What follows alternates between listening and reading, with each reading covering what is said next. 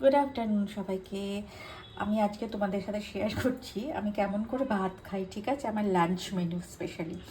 দেখো, আমি প্রথমে না ভাত নিচ্ছি, আর আমি এটা ঠিক নেবো 100 গ্রাম। দেখতে পাচ্ছ 100 গ্রাম, ঠিক 100, এই 90। এবারে আস্তে আস্তে, হ্যাঁ ব্যাস 100 গ্রাম। হাতটা ঝাললেও 101 হয়ে যায়। 100 গ্রাম ভাত। আর এইগুলো হচ্ছে তোমার ঢ্যাঁড়স সেদ্ধ, বয়েল ঢ্যাঁড়স, জাস্ট প্রেশার কুকারে জল দিয়ে সেদ্ধ করে নিয়েছি।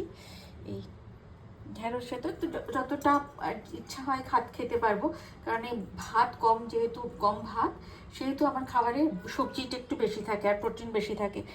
তো এইটা হলো গিয়ে ঢ্যাঁড়স। এই আমি ঢ্যাঁড়স নিয়ে নিলাম।